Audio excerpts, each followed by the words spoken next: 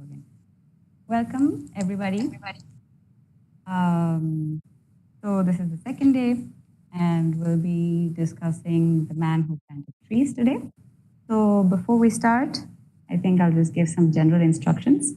Everyone is muted right now, but if you'd like to share any insights or take part in the conversation, please do so. So you can just click on your name, right click on the participant list on your name, and then you'll see the hand icon. So if you just raise your hand, then I'll give permission to talk. So please feel free to converse in any language, and it's supposed to be informal and fun. So looking forward to hear a lot of perceptions and a lot of perspectives. And yeah, so let's start. I'll start with a poem by Henry Abbey. I thought this was very relevant to the book. So it's called "What Do We Plant?" What do we plant when we plant a tree? We plant a ship which will cross the sea. We plant a mast to carry the sails. We plant the planks to withstand the gales. The keelson, the beam, the knee. We plant the ship when we plant the tree. What do we plant when we plant the tree? We plant the house for you and me. We plant the rafters, the shingles, the floors. We plant the studding, the laths, the doors. The beams, the siding, all parts that be. What do we house when we plant the tree? What do we plant when we plant the tree? 1,000 things that we daily see. We plant the spire that outtowers the crag. We plant the staff for our country's flag. We plant the shade from the hot sun free. What plant of these when we plant the tree? So I think I'll open it out to the audience if anyone would like to start sharing their experience in reading this book. It can also be like a character they liked or a part they found really inspiring. Or I think we could also discuss whether anyone faced any difficulties while reading. So any of that sort.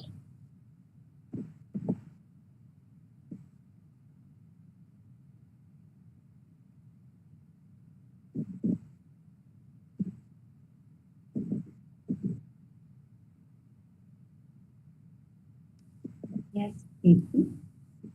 Hello. You can talk.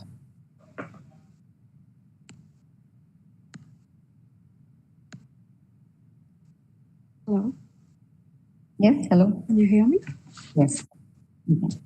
So, hello everyone. This is Deepti Takalapalli. So, I just want to share my thoughts about the short read which I read, "Man Who Planted Trees" by Giono.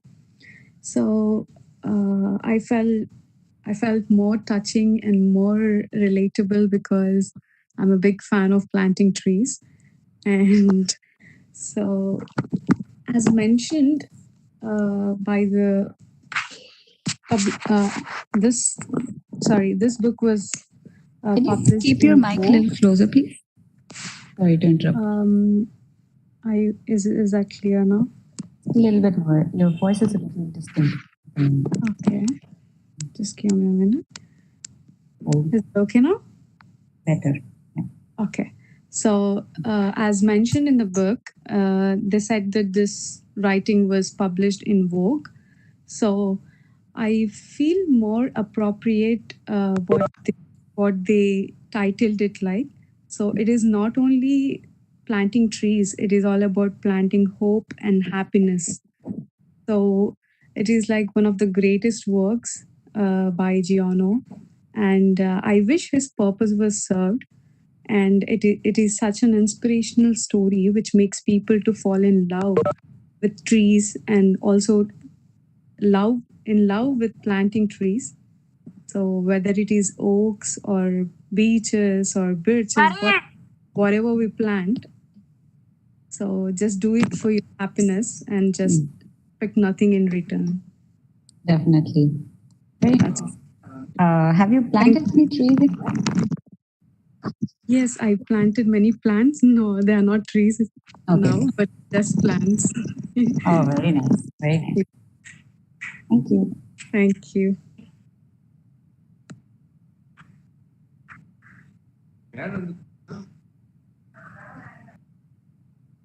Anyone else would like to share something?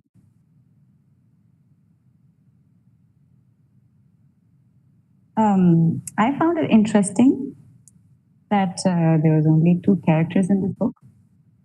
One was the narrator, and the other one being Elzier. It was very interesting. I don't know if anyone else noticed that both these characters are almost not exactly opposite, but almost like the other side. Like one was fighting the war and then coming back on his adventure to see this other man who was planting trees all his life. So I think that was a very interesting dual aspect that we see like throughout the book. Does anyone have any thoughts on that?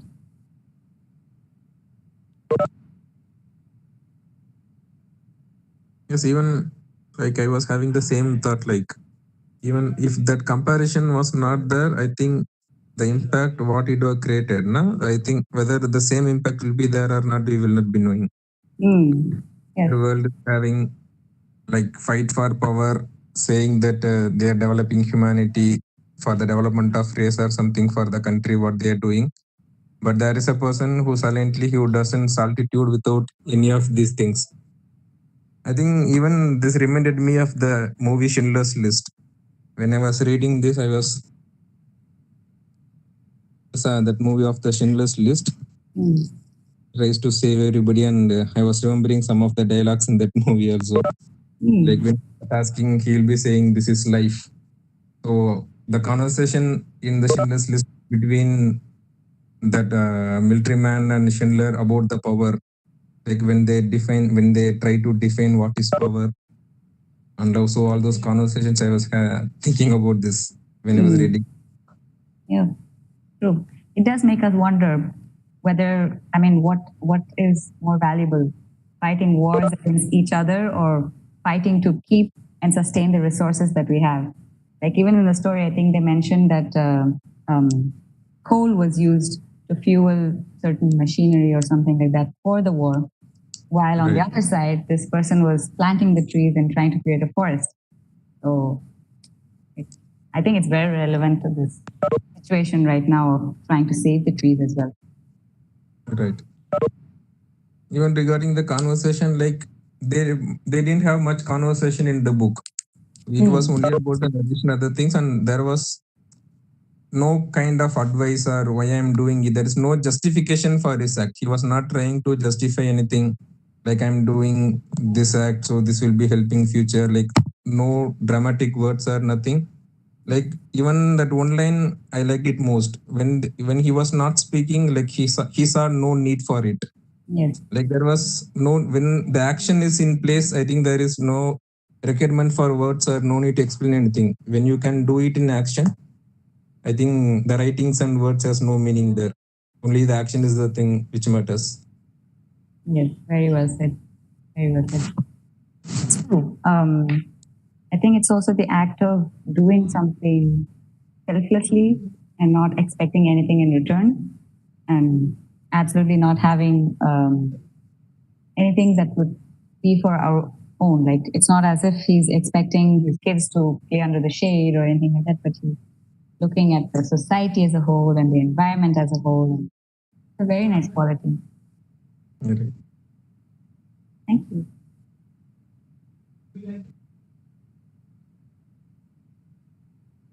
Anybody else like to share? Yes, afterwards.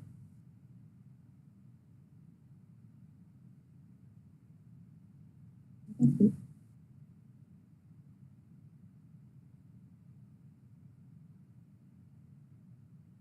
Hello? Hello. Could you Yes, hear you're me? audible. Yes. It's lovely to meet to everybody. So I liked the way the narration of the villages has been changing. Before the forest, what kind of a village, what kind of a people. And then after that, when he came back to reach the same place, and what he sees as the happy men and women, girls, young girls, and how they are laughing. And so, what does it bring as a change? Is it's the forest or a nature that brings a lot of peace to the people. That's what I liked it much. And also, it's a fictional character anyway.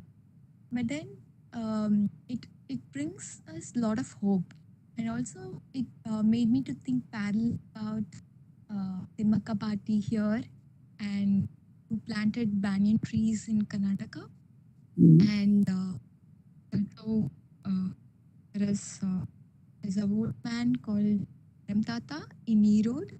So these are the parallel characters I could think about for the real people who did it. So it it does give us a lot of hope and happiness to read and share. Sure, yes. I do agree. We often read things and we wonder if it's possible in real life as well. And seeing this kind of relatable people and like people in real life does give a lot of hope. Of course, reading also does. But I think being able to sort of see that happen in person is also something that's really great. Thank you. So Devesh would like to share something. He would like to say how beautiful the author showcases the timeline within a short story. The character growth and the timeline of nature and life evolves around his daily contribution. Yes. I think that's a very important point. Also, I think it's also very vividly expressed through the illustrations as well. I think the illustrations also play a very important role. But yes, that's true. It does really, and it's very beautiful. Talking about the illustrations, does anyone have something to say about that? I personally found it very, very beautiful, and constantly tended to like go from the words back to the drawings and then spend a lot of time there and then remember, oh, I have to come back to the book as well.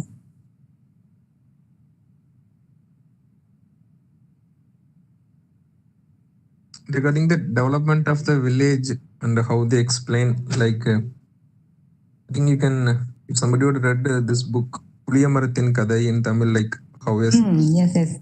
a village develops around that one particular tree. Like you can easily correlate like how they explained in Tamil. I think after reading this, I thought like I should go back and read how he has explained how the village developed and everything. So Yeah. I think that comparison was like good. How they're explaining, how they detailed it is being given, and what is the mindset it changes in the village people, like before, like how they are fighting, and what is the unknowing change that the nature is bringing in them, the way how they think, how they react with each other, like when poverty is there, like how is the mindset of a people, and when green area, more green area, when you have something to work upon, like how your mind changes. So even I think that was a good narration, like which they were explaining. True. I think that was also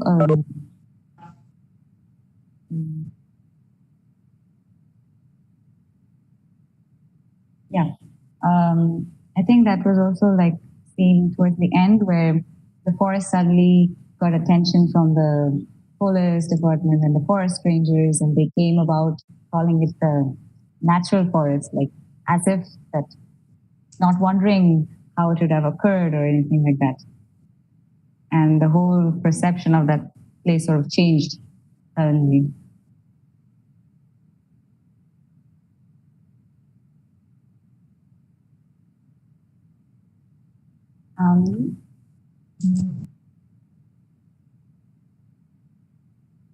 Also, I found something very interesting.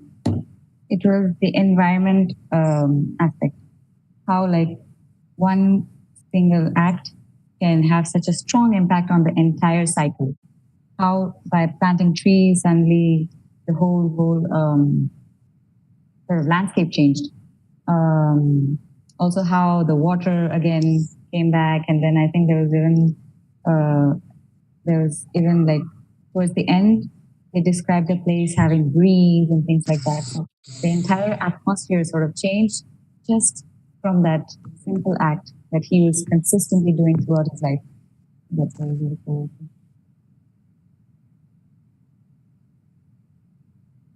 I think even the writer wanted to insist like he was able to do it because he did it alone. If he would trying to take some help from government or from the society, there would be a lot of things which would have come in between, multiple ideas would have flown, and there should have been some hindrance or something which he would not have achieved. I think since he doesn't want any claim for what he has done, I think people are not bothered about what he is doing alone. If you try to take a claim for which you are doing, then there will be a lot of people who try to stop it. But I also think that he did inspire others as well, because the narrator himself was drawn towards him by his acts.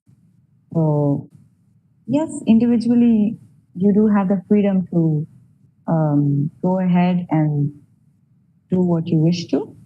But if a lot of other people saw the beauty and the value of it, it might be faster and it might be a more enjoyable process, I think.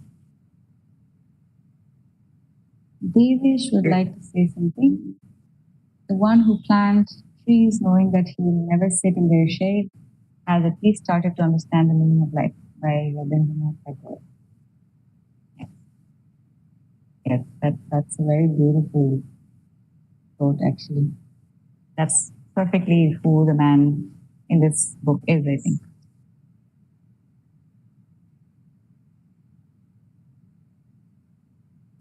Did everyone guess what the material or like what medium the illustrations were done by?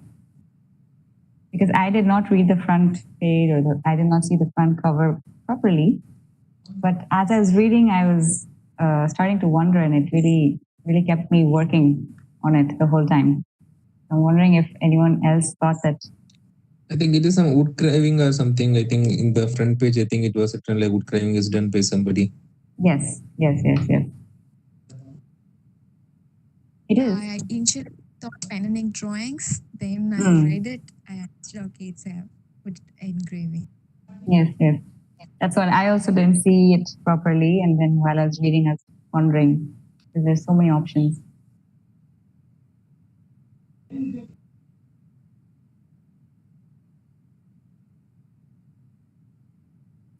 I really liked one point. So actually, he questions the property of the land. Who does it belong to? Because he never cares, and then he is just so that one point is the belongingness and what you own it's everything is questionable. Once you started working selflessly to reach some. That's true. If you're doing good, then why should it be restricted in any way? Srinidhi, did you want to say something?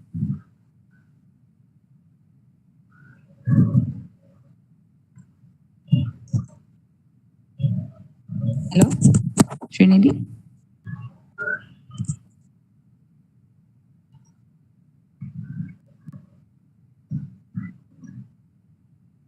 Srinidhi, you can talk.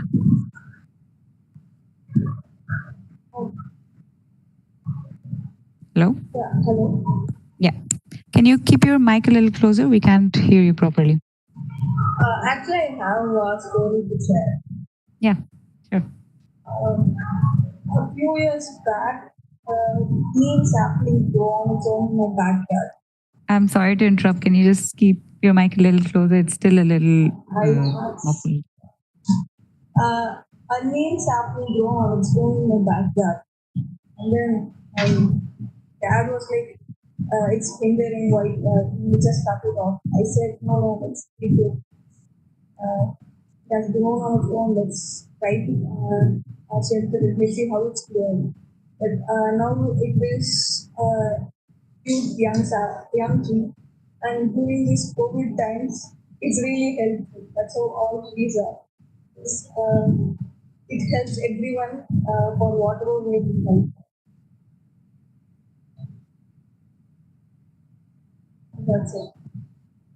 Yes, thank you for sharing. That's true. Only when we're in times of despair do we realize value of certain things, I think. And that's a human nature in some ways, I guess. Thank you for sharing.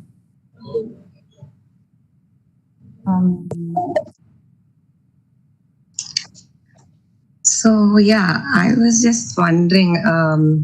So when I read the book, like what was in my mind, I was focusing more on the characteristic of the soldier and the old man. So what I personally observed was that like the courage that the old man, the guy had in order to plant everything, or the consistency that he had throughout the process, that's something that I think like we should like, instead of thinking of the end result, because he knows planting tree might not give the output in a very shorter time, but he did that consistently and adoptively. Like if you notice in the story that he would have mentioned like he had 10 goats or 10 sheep or something, then after that he changed the location and he reduced the bees, and like he did a different job in order to sustain himself, but just keeping himself adoptive for the nature and enjoying the ride, like enjoying the process, that whatever he was doing for himself, for his own satisfaction. I think that's something that each of us, or I have taken from the story for sure, like enjoying the process and loving what you do. So that's something that I felt to sharing it to you guys. Yeah. So thank you. Surya would like to share something. Yes, Surya, you can talk.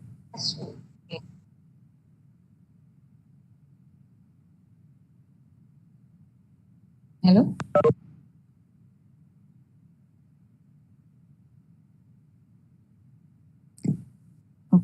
Okay. Yeah, what Akshay said again, I think brings back to that quote of planting trees and knowing that maybe you might not be the one that's enjoying the shade of it.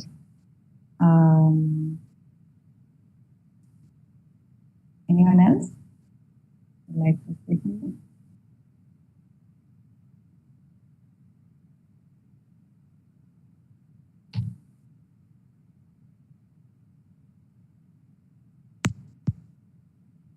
Am I audible? Yes, you are. Yes, okay. Good evening. Hi. I like one of the few parts where the author made a choice to talk about the nearby village, which was 1.5 day away from where he was at, and how only wild activities were practiced in that place, and how only deeds of misdemeanor and hatred were conducted there. And I realized that how the place that the author was at right now with the shepherd, with Eleazar, that place could have been the same place, but since that one man, the shepherd, decided not to walk on the same path, there was a shift in the nature of the space, which later on influenced many other things. So that was one thing that I really liked, the way of narration that happened there. And the other parts, obviously the whole book touched me, but I also like the part in the end where in the afterword, I believe, where the author he talks about how writers must for their desire to write and live, they are supposed to, or they must profess hopefulness into their writing. And how he spoke about a few words in the end, like hay, grass, and sky.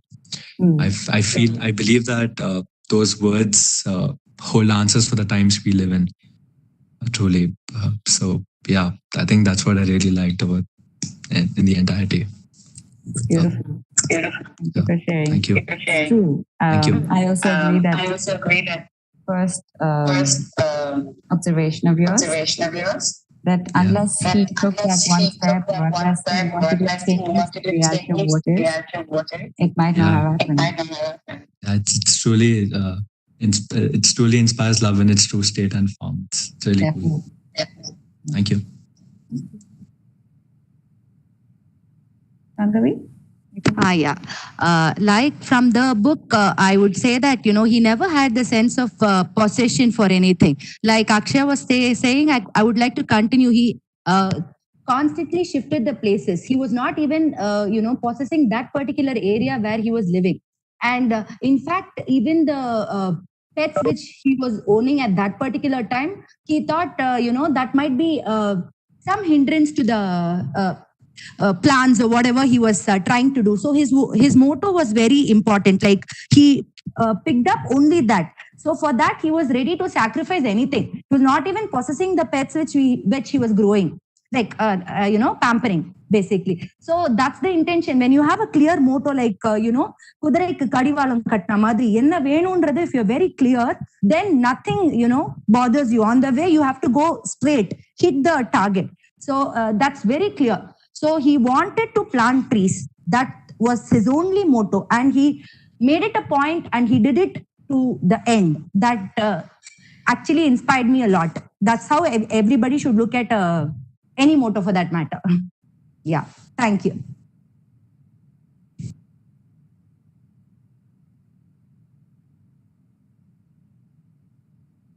Soundarya, you're on mute. Soundarya, you're on mute. Yeah. Sorry. Am I? Hello? Yeah. Am I audible? No? Yes. Yeah, I was just saying that that's a very, very strong point that you brought up. That when you're really determined to do something and you really have that willpower that I'll do this no matter what, nothing will stand on your way. You'll make that happen no matter what. True. Thank you. Yeah, thank you.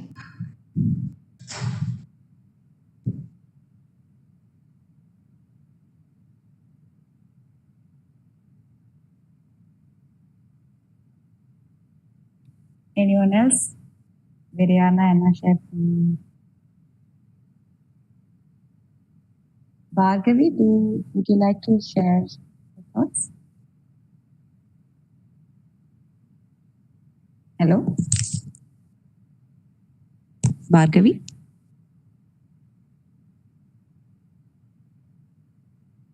Hello?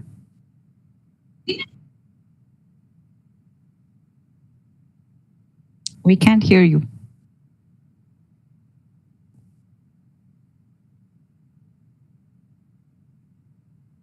Bhargavi?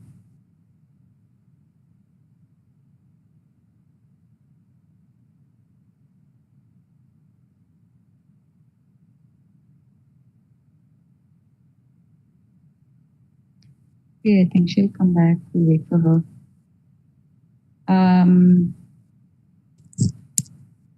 I was wondering if anyone had any thoughts on this. Like, what would have been the initial thought or reason for him to even start this? Like, there could be all kinds of reasons, but they didn't mention anything in particular. They did mention that he faced a loss family, but I'm just wondering if anyone else had thought of that.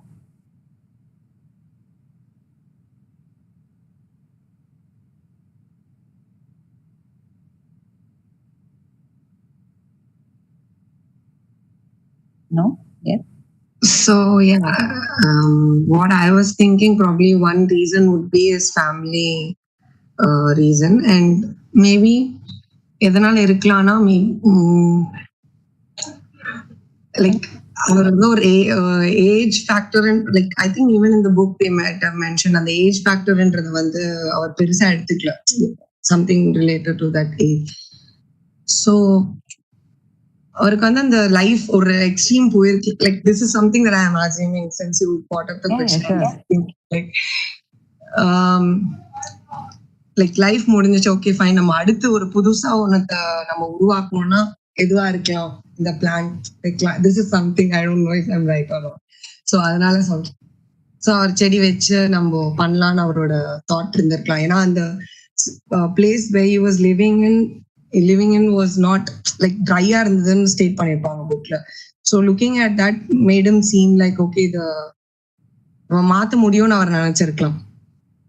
So that's why he started planting, or it might have been one reason of it. I think if anybody else has any thoughts can also share here. Or other existing state which yeah. I think it's a very interesting question that you asked, which I hadn't thought of. But yeah, I believe it's something on the lines of what Akshay said too. It was, after all, he went through a stage of loss. He was alone, and he understood to finally maybe overcome that state of pain. He must again start loving, after all, at some point, to be alive, to do what he's come here for, truly.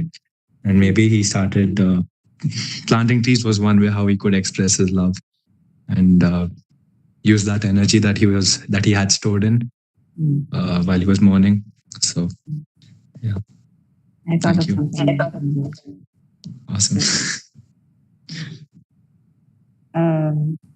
Karuna, would you like to share your thoughts on it?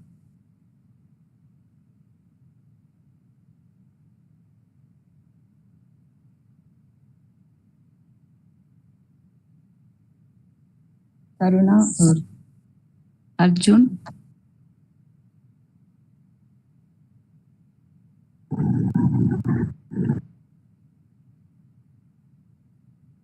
Hello?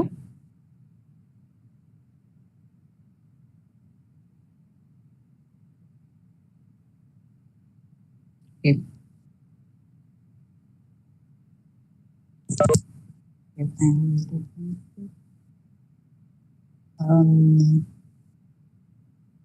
Yeah. Hello. Hello. Yeah. I would like to add something to this.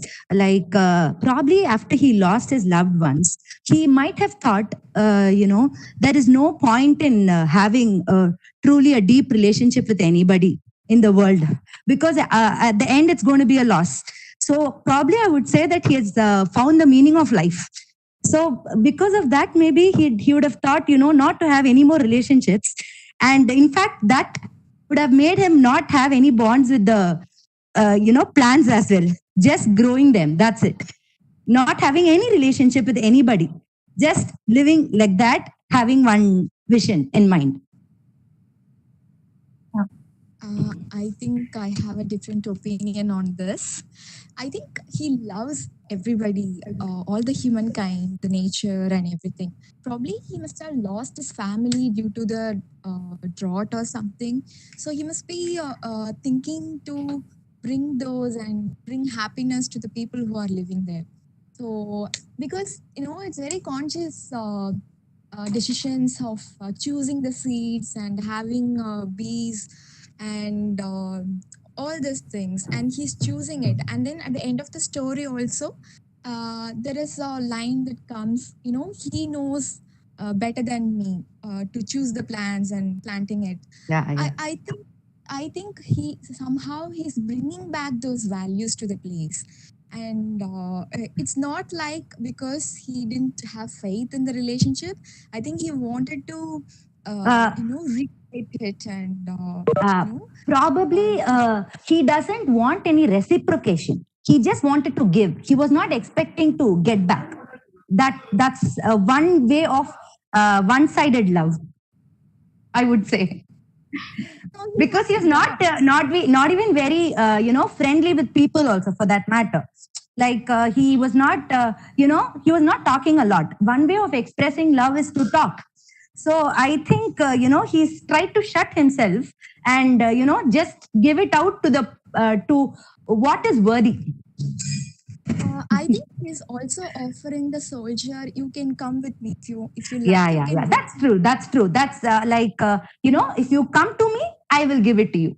But I'm just not bothered if you have to approach him. He's not somebody relying on you. So he was not expecting anything from the soldier, but just giving it to him as well, like how he is giving it to the nature. So only one-sided. Yeah, I think both your opinions made me wonder. Like I was trying to just draw some parallels, and yeah, probably coming to one point, I think we could say that he didn't want something that happened to him to happen to others. Maybe he was trying to create an environment that would leave something better than what he had experienced. That could be because of his loss, pain, love, everything. But at the end, I think it's more just the fact that he's living back a better planet to live on. He's sort of reviving that entire village. Like they even mention how it changes over time and all of that.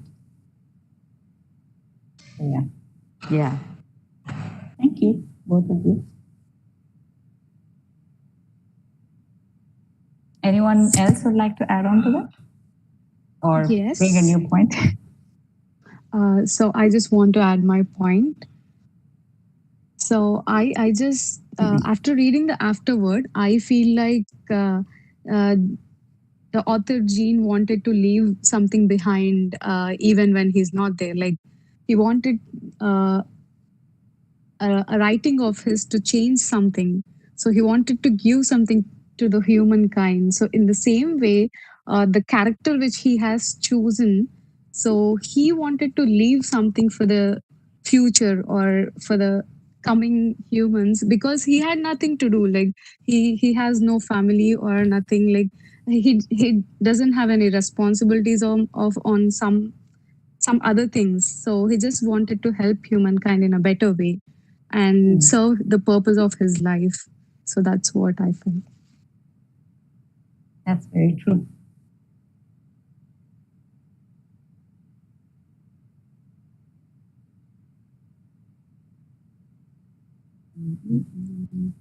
I was wondering, how long does everyone take to read this book? Like, of course, everyone has their own pace, but just for fun, I think it'll be interesting to see how much time we take now to read a book, and then maybe on the 21st day we can ask this question again, and maybe we're faster or slower. Faster maybe because we are going through it and because we get the hang of it, or slower maybe because we want to reread or revisit certain points. So I'm curious.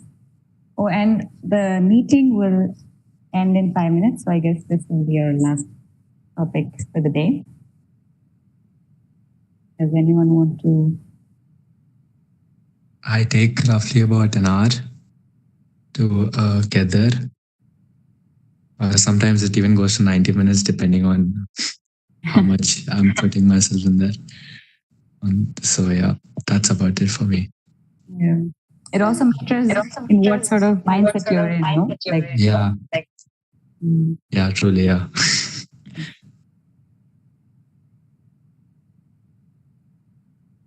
For me, it is an hour too, because it just went like a prose more than a poetry. So if it is in a kind of poetic way, like as the previous book which we read, the Jonathan Livingston Seagull, I would take more time instead. I will revisit the pages where I because like. you're saying that because that was more poetic, take more time than this. Yeah, exactly. Interesting.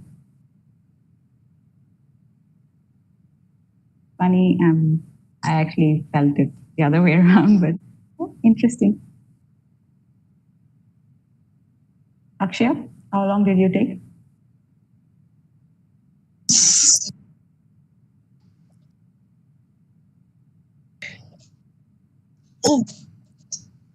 Hello? Okay, am I on?